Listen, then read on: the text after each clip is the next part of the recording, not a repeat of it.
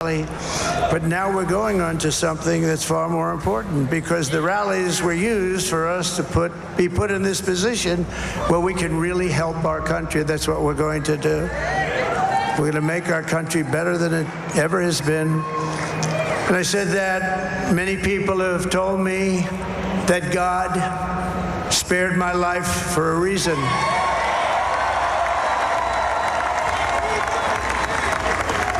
And that reason was to save our country and to restore America to greatness.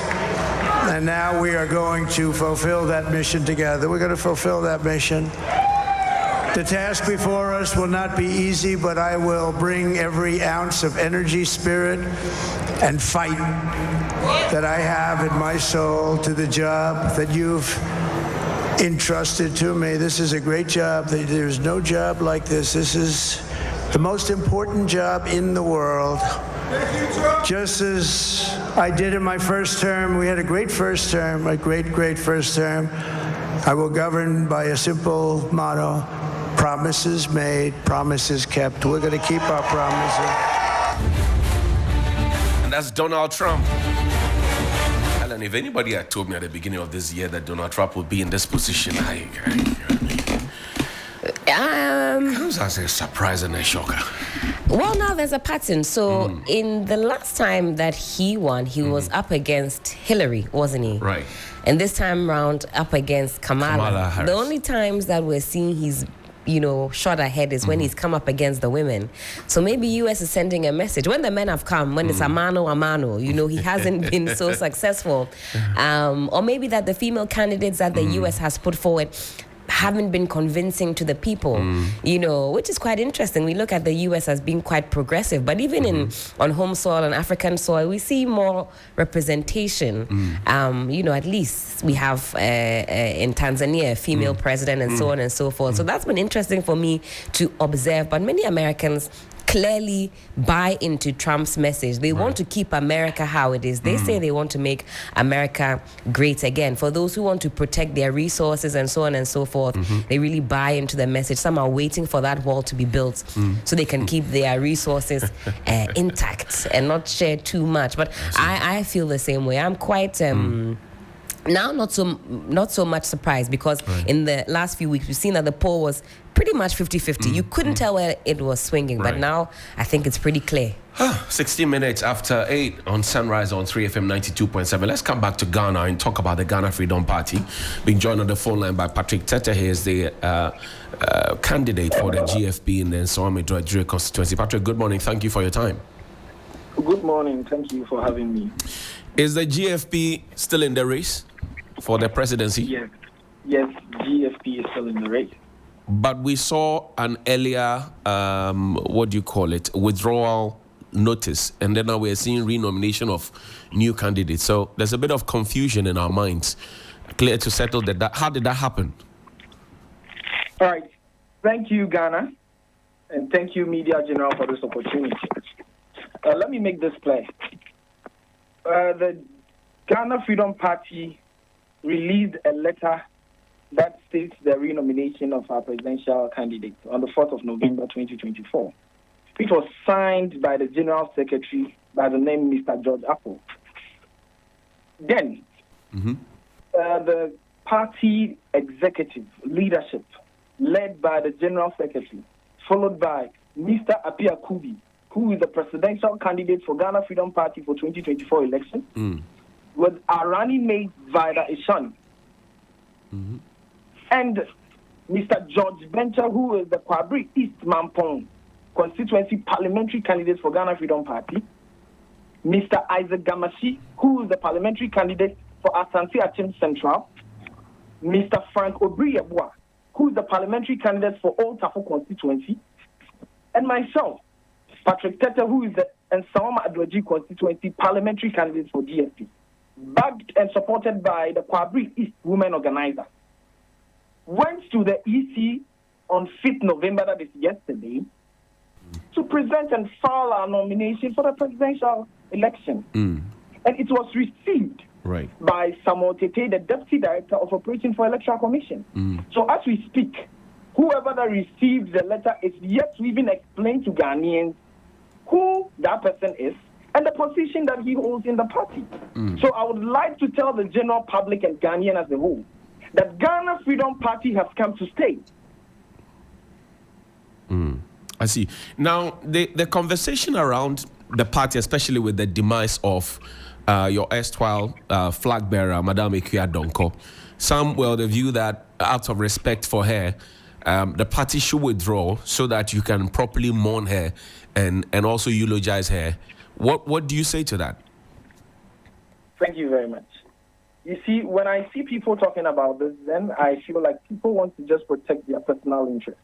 Because if a person who everybody in this country has been kind of, seeing her funny because of the fact that she wasn't educated, has been able to prove herself single-handedly, founded a political party to this level, who is third on the presidential election for 2024. And anybody tells us that if we want to mourn her well, we should just withdraw from this election. I mean, I don't even know how to put it, because this person has a vision. That is why she stopped whatever she's doing to follow politics. And as we speak, she was able to put 4 strong candidates for the parliamentary election. And when she was alive, she kept saying it, that whatever that I intend to do for Ghanaians that I am not able to do, my running mate with the name Mr. Philip Apiakubi, who is popularly known as Roman Father, is going to do this for the Ghanaian public. So I don't know what anybody would say to say that we want to mourn her. For myself and the leadership that I made mention of, we know that the best way to mourn our leader and founder is to give her that honor to continue running Ghana Freedom Party and eventually take power in Ghana to do the will of the people. Elections are expensive, and it is an open secret that Madame Ikuya Donko was the lead financier of your party. Now gone with her cash, how will the GFP survive? Thank you very much for this. And I like the fact that you said that elections are expensive. Yes. So elections are expensive. And we're talking about the people of the country. So I'll use my Nsawam Aduaji constituency to explain this point that we're talking about. So if Nsawam Aduaji constituency believes that Patrick Tete is capable of leading Nsawam Aduaji to parliament, I will do the necessary things that I need to do as a parliamentary candidate. And I expect Nsawam Aduaji, if they are thinking about the well-being of the people, the standard of life, I wouldn't say that our current parliamentary candidate hasn't done well, because I am doing politics from a different dimension. In Ghana, our politics is a way that I can't explain better. But what I'm saying is that, confidence is being able to complement another without feeling insecure. So if, in as much as that I know that the parliamentary has done good, I feel like he should have done better. That is why I'm stepping out. So I will do what I need to do. I don't think that money should be the main focus. If I am trying to do something for the whole constituency, I believe that when I do my best and they hold me up, we are going to achieve greatness. You take a scan at the major media outlets, and you will find either NDC or MPP, have commercials or promos that are pushing their policies out there. I'm yet to chance on one from GFP. Do you have any? Okay, yeah, we had a party song that was out there. And unfortunately, yes, the demise of our leader and founder has hit Ghana as a whole. But as we speak, just like I said, just yesterday, 5th of November, that we presented our presidential candidate and running mates respectively to the Electoral Commission. We are waiting for the response of the Electoral Commission. And if they come back to give us the news that we are waiting for, I assure Ghanaians that we are coming out here to campaign and automatically win the seat of Ghana. And what I'm trying to put out there is that our founder and leader, Ikuya Donko, has a way that she was coming into this Ghanaian politics, and the fact that she was not educated hindered her from doing the little things. As we speak, as I speak to you, this is Patrick Tete, a candidate from the Nsawam Aduaji constituency. As we speak, Mr. Philip Apiakubi, who is the presidential candidate, are all educated. All the other aspirants are very educated. We know that the structures of this party was not well established. But as we speak, we are structuring the party, executives and everything. As we speak, when we went to meet as an executive, we decided that myself, as a parliamentary candidate, for now, should also take the seat as the Eastern Regional Party chairman to make sure that Ghana Freedom Party is well structured in Eastern region. So I think as I face this election in Ntaoma, there's a very big task ahead of me, and I'm ready and prepared that I'm going to do this. The top of the mind awareness for your party, if you like, rested on the shoulders of Madam Ekia Donko. The NDC is talking about 24-hour economy. Dr. Bawumia is talking digitalization and some other things. What is the strongest message yet from the GFP to the Ghanaian electorate? Thank you very much. Okay, so let me talk about it. 92. Industrialization is one thing that Ghana needs at this point in time. As we speak, there are a lot of things that needs to be said and done in this country that nobody's talking about. It looks like we're just having our politics, everybody's just doing what they want. Our founder and leader, Ekia Donko, said something, that when she comes in power, she's going to have a free port, she's going to have this and that. When we speak about that, there are a lot of people who feel like, why is she joking, is it that? But there are countries who just with oil are doing very well for themselves. So for now, I'll talk about industrialization. I'll talk about having the will to listen to the Ghanaian people so we can restructure our economy. Then there's one thing that myself as Patrick Tete is trying to go and push the agenda in Parliament. And what I'm trying to suggest is the fact that let's not just hold on to the promises of the presidential candidates during election. Let us come together as a country. Let us have a developmental plan agenda where there are going to be some fixed things and agendas for the presidential candidates when elected in office. Then your message will be attached to that. If we have a law that is amended when a person takes over the seat of, because we are telling us that democracy is when the people's choice is represented. Then after election, who has a power to say anything concerning our country? After the election, the country is run solely by politicians. That means that if you want to give anything to the development of this country, you have to be a politician.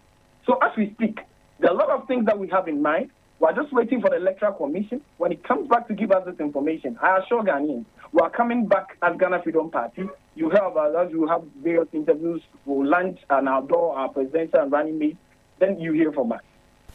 We have 31 days to the big election. I have not seen a rally from the GFP, and it's getting me worried. When is the rally happening? Okay, so thank you very much. So this is when, if anybody that wants to talk about mourning our late founder and leader, this is where it comes in. So currently, as we speak, one of the biggest things that we can do for our leader is having her retain the number 3. That is Ghana Freedom Party retaining number 3 on the presidential election. That is the first thing. At this time where Ghana knows that we are mourning our founder and leader, we cannot just go out there and rally and talk about anything. We're trying to do this in honor of our late founder and leader. And when we are done with that, we're going into election. We know that we have, yes, less days to election. But after the EC confirming to Ghana that, yes, Ghana Freedom Party has presented and they've gone through and we have been accepted, you hear from Ghanaians. They will hear from us too. I thank you, Patrick Tete, for your time. We're grateful. Okay, but I want to emphasize on this before you leave. Okay. I want to use this opportunity because Media General is a very big platform. And thank you very much for the role that you played for Ghana Freedom Party throughout this hard times for us. Because without you, Ghanaians wouldn't know what exactly that is happening. And people could have taken the advantage to use for their personal interest. So I'll thank Media General, I'll thank Ghanaians for having to support us through this time. But what I'm going to say is that I want to call on the big people of this country because we wouldn't want anything to say that the Electoral Commission has declined nomination or anything. So I am calling upon the 24822 together with the National House of Chiefs. I am calling on the Peace Council. I am calling on the National Council of Churches.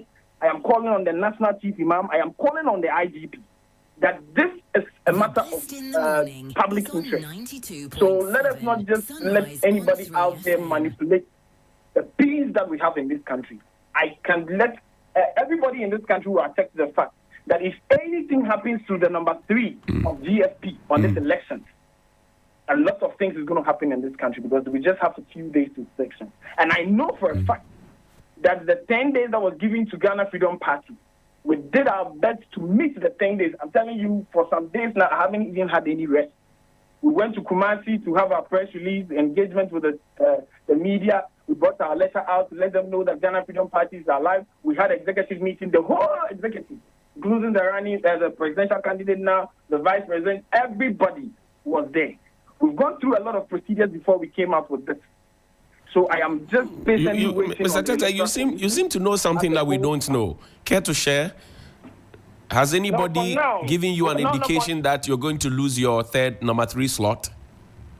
Oh, no, we don't have any notification yet, but just like you're talking to me, there are left of media houses that are speaking with me, and, people are raising things that, there are people that are making certain suggestions and stuff, and I know that in Ghana, yes, if people have high power, there are a lot of things they can do. But I'm saying that we've met the constitutional processes that we need to do. And we've handed our nomination to the Electoral Commission, and we're patiently waiting for the EC chair to come out and address this. I see. Thank you. I thank you very much for your time. We're grateful. That's Patrick Tete there. He's the GFP's candidate for the Nsawame Droidry constituency. Let's go on to the other phone line and speak with Mr. Ben Efsin. He's a pollster. Chief, good morning. Good morning, Johnny, and good morning to our listeners and viewers. Great. Let's begin from home, and then we can go to the U.S. and then see how things are playing out. And I just got off the phone with a candidate of the GFP who say they are still in the race. First of all, they are confident of a win. But what do you see if you look into the crystal ball? For Ghana? Ghana Freedom Party, yes. Oh, Ghana Freedom Party, I think that, basically over the past 23 years I've done polling, the two main parties who actually hold sway. In over 20 years, apart from NDC and PP, it is only one political party which has gotten more than 1%. And that was in 2000, Guzi Tando and the National Reform Party. They got 1.1%. Apart from that, no other party has even gotten 1%. So, Ghana Freedom Party, they will also be, also runs and so on. So, that is my overall take on this. I think it's the two main, only one party had gotten more than 1%. Right. Apart from NDC and PP. I see. Now, in terms of, you just said Mr. Tete, in terms of if they decide to withdraw, it will shake things up. And then, for example, the NDC folks have been talking about they losing their number 8 slot if GFP moves out of it, and they are talking about reballoting, etc. What do you advise? No, I'll be surprised, very surprised, if the EC decides to do reballoting. I think yesterday the EC accepted the forms for Ghana Freedom Party. If there's nobody, 3 will be blank. I mean, all the parties, based on their balloting, have done their campaigns, they've done material, they've done D-Day work with Soho or number 8 and so on. So I'll be very surprised that if even EC decides that Ghana Freedom Party has withdrawn, they will need to shift the numbers up. But yesterday, the Electoral Commission accepted the forms of the Ghana Freedom Party. Right. So I think that I'd be surprised if EC comes back and says that they are listening to somebody else and they will withdraw or cancel the forms of Ghana Freedom Party. I'd be very surprised. What do you see to be the impact of Madame Ekuadonko's demise on the weight that her persona and her funding put on the GFP going into the big election? Oh, I think that But Donko's votes have mainly come from female women farmers and so on. And I think that they'll perform as they have been. Maybe out of sympathy, there will be 1 or 2 votes for the party.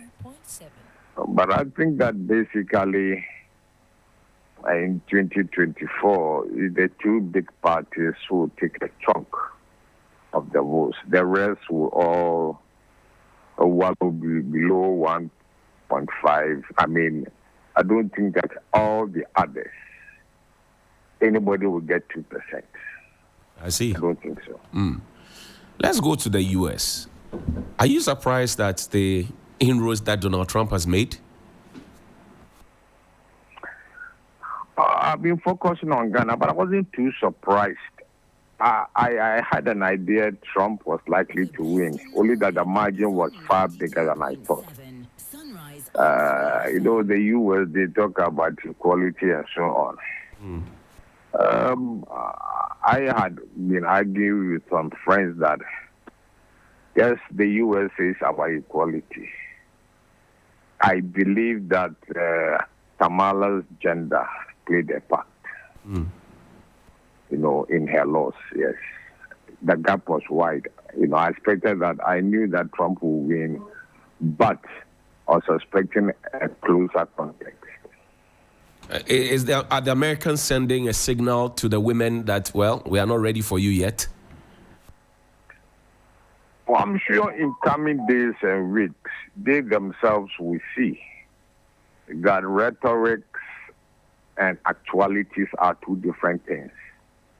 I think that it's going to take another 50 years. I mean, in the developed countries, especially the U.S., for them to accept, apart from maybe a vice president and maybe the president being capacitated, the vice president is a woman and she's sworn in as the president. I think that it will take some years for a female candidate on one of the 2 tickets to be elected president. Now, there usually is talk about the impact of the U.S. elections and people taking a cue from it for our very own elections, given the fact that theirs happen almost immediately before ours.